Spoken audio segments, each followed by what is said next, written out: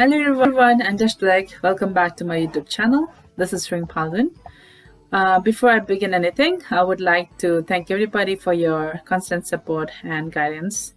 And in terms of the last video that was posted, that is about the program that was being offered in LaGuardia Community College for immigrant nurses in preparation for NCLEX RN examination.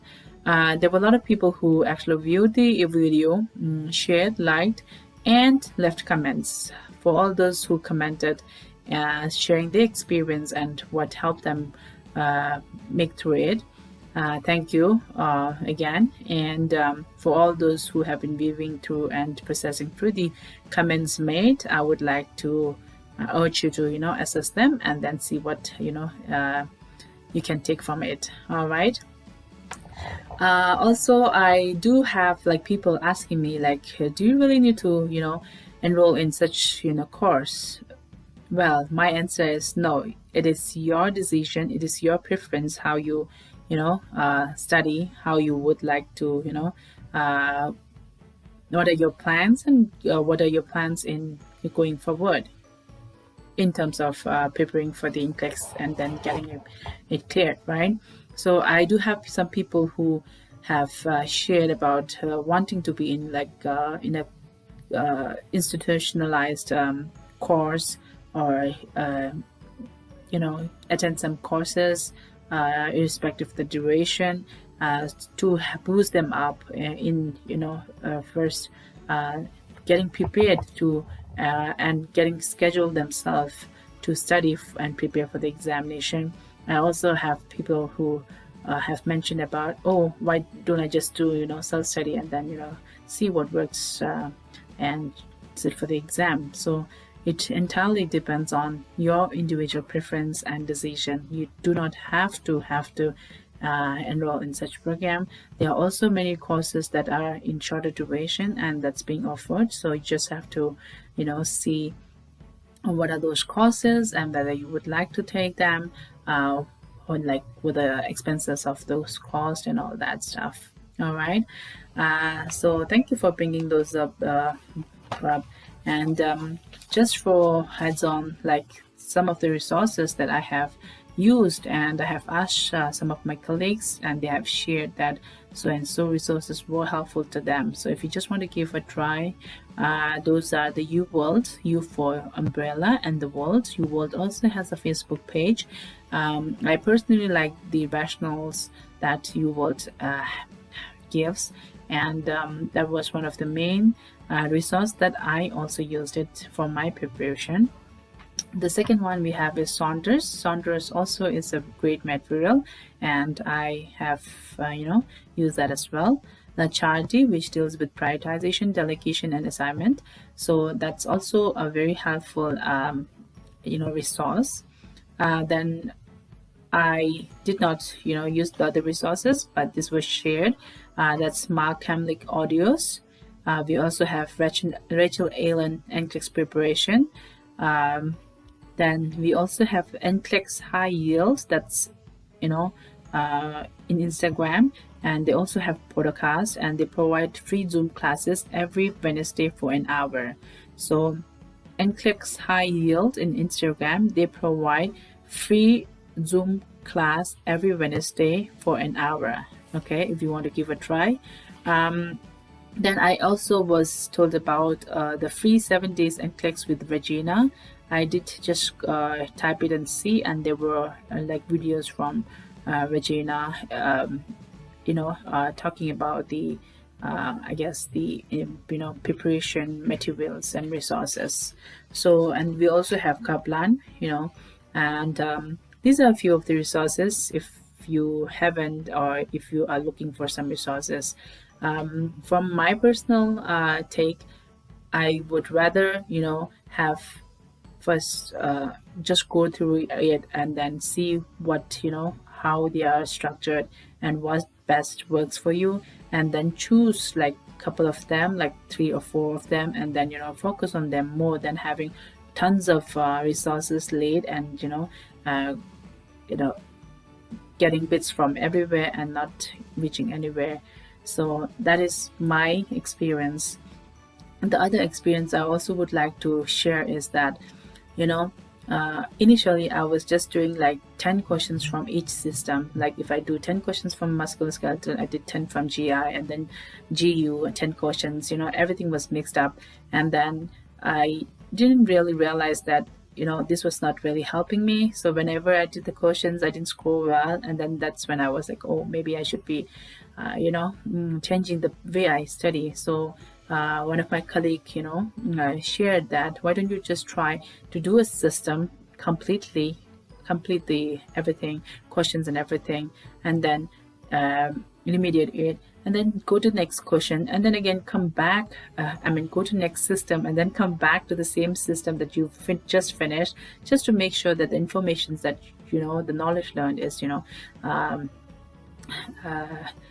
actually there, you can recall. And then so that is what I started doing, like completing a system, going to next and then coming back and remediating it. So that really helped me. So again, every person is different, the way you choose to study is different, so if you think like certain pattern is not working for you, just give a try and then change and then see how, which best works for you. Okay. And the other thing that I would like to also emphasize on, how important is to have a BSN credential or qualification, or the degree, the bachelor degree.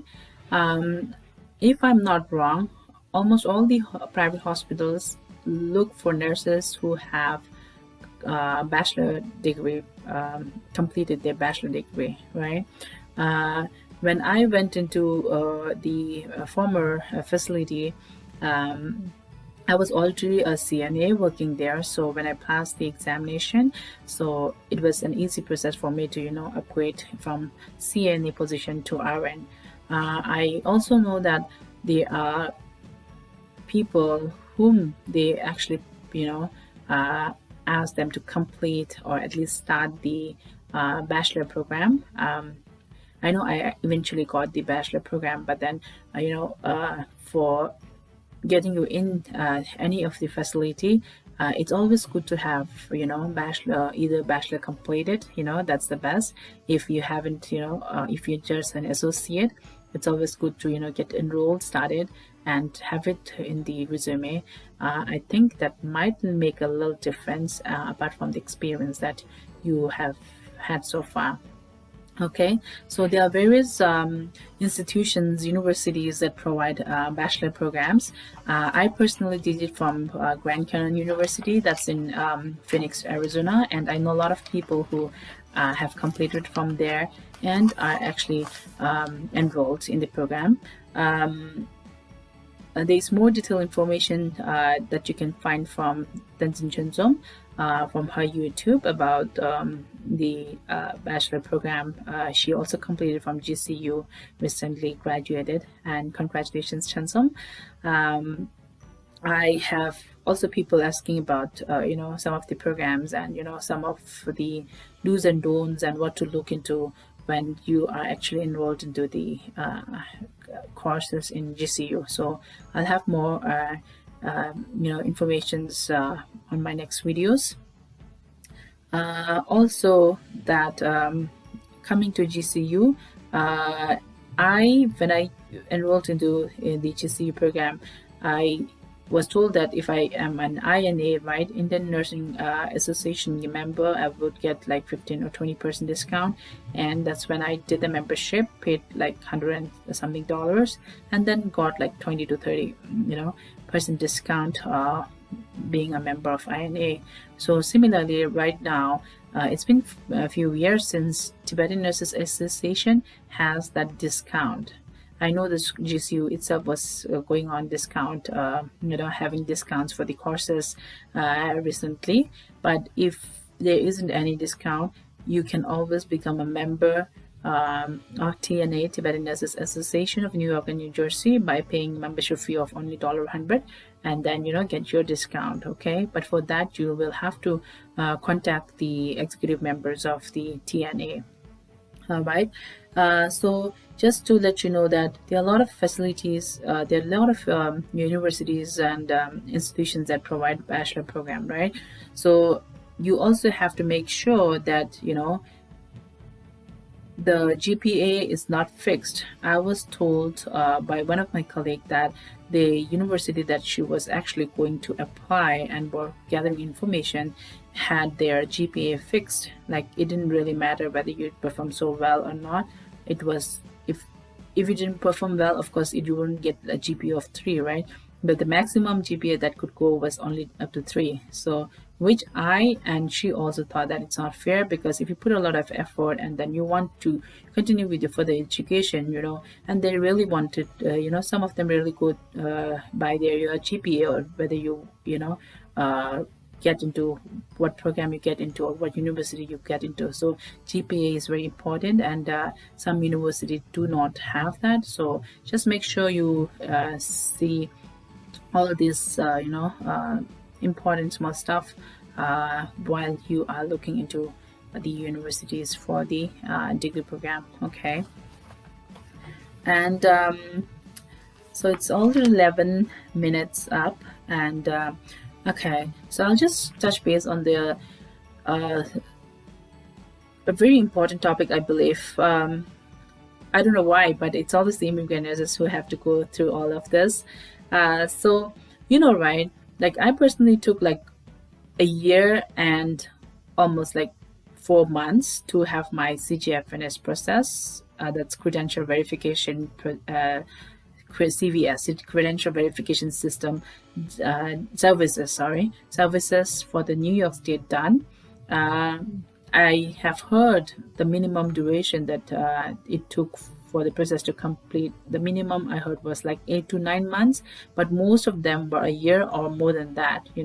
So if you are an immigrant nurse and if you plan to move out of state, like New York State, in a couple of years, you always have an option whether you want to save, pay a little more and then save this information in CGFNS or not. You have that option when you first,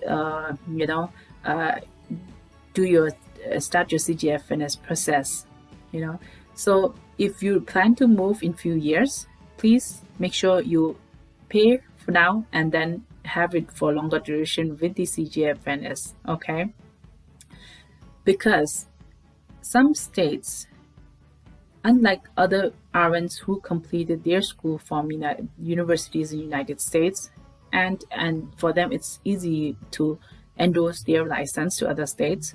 For immigrant nurses like us, some of the states wants the CGFNS process to be redone. I have first-hand information from my colleague who moved to Portland a few years ago, and she had to go through all this process. So, which we didn't know earlier. We definitely had the option to actually, keep the services, for longer duration once the CGFN is completed, but we didn't feel like that's not needed. Maybe we'll just complete in another 2 or 3 years at the max, and not keep for 5 years and then have to pay extra, $100 or $50 extra. So now we realize we could have done that. That would have minimized the process if you are planning to move to another state. So my colleague, my friend who moved to Portland, had to go through all the CGFNS process for her to be able to endorse her New York State license, where she already practiced as an RN for a couple of years, to actually, get her license endorsed to the other state. If I'm not wrong, even Minnesota State does require us to do the CGFNS process. Okay, so, and again, this is not for all the states, because right now I'm in Colorado. I did not have to go through that process. For me, I did, make sure that I did write to them I'm an immigrant nurse. I did my basic education apart from the bachelor's back in India, and is there anything different while endorsing your license from New York State to Colorado State. And then there were two individuals who were very helpful and who actually dealt with immigrant, nursing nurses actually. They were very kind enough and very quick in responding. And the only thing I have to do was just the usual background check. I think that's normal for everybody. And then, complete some forms. And then, once they have everything done, the license was just, you can just search in the internet in the Colorado DORA, Colorado's nursing license state, and then I found it there. I think it's because of COVID that they do not physically mail the license, but you can always search it on the system, right? So for me, I did not have to go through it, but I know that definitely one of my friends did. And there are a couple of friends who plan to move, but they are also aware that so and so has to be done or redone. So if you're planning to move in a couple of years and you have started your CGFNS, I would rather ask you to reconfirm with CGFNS and then have the extension done and pay a little right now, then have to wait for all those time to have your CGFNS done. Again, I would like to ask you to reconfirm with CGFNS that extension of, the extension or paying more to have the information saved with CGFNS can be used later when you try to move to other state and they want the CGFNS process, whether the same information can be used or not. I guess it should be, but I want you to really confirm before you do that, okay? So that's basically about it. It's already 17 minutes and I don't want to make it too long, but in the next video I would like to share something very personal about how I almost ended up not becoming dropping out from my nursing school, and looking back then what I feel right now. And I do know about like some individuals who have been immigrant nurses who have been having issues and are like a little disappointed about how they have to go through as an immigrant nurse, and some of the struggles that we actually go through, and that'll be posted in the next video. So keep watching, keep sharing, and subscribe to my YouTube channel. Until then, take care and stay safe. Happy holidays.